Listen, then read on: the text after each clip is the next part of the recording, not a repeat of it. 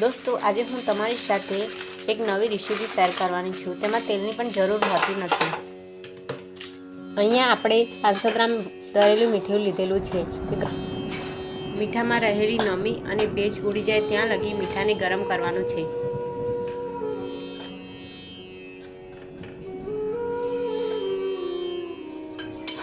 मीठું गरम थाय ત્યાં સુધી આપણે પૌવાને ચાળણી વડે ચાળવી લઈશું, જેથી પૌવાના અંદર રહેલો કચરો બહાર નીકળી જાય।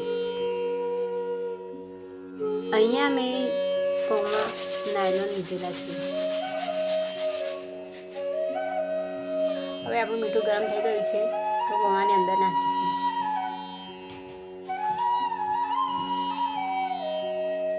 અને ગરમ મીઠામાં શેકી લઈશું।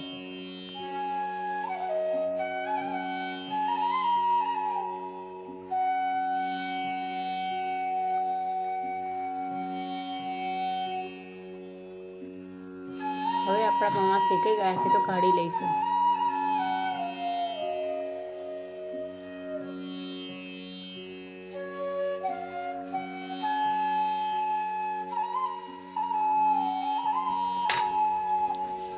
જુઓ કેવા સરસ પૌવા શેકાઈ ગયા છે।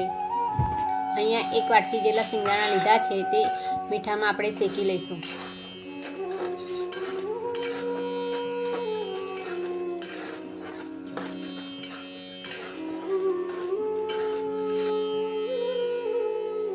હવે આપણા સિંગદાણા શેકાઈ ગયા છે તો કાઢી લઈશું।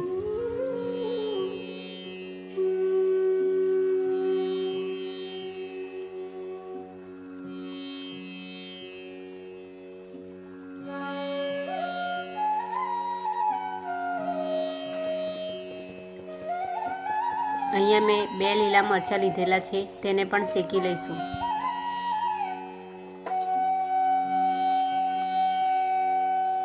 અહીંયા મેં એક વાસણમાં શેકેલા પૌવા લીધા છે, એક વાટકી સિંગદાણા લીધેલા છે। અહીંયા મેં એક મોટી ચમચી દળેલી ખાંડ લીધેલી છે, અડધી ચમચી ચાટ મસાલો લીધેલો છે અને શેકેલા મરચાં લીધા છે। અહીંયા મેં એક વાટકી ચવાણું લીધેલું છે અને સારી રીતે મિક્સ કરી લઈએ।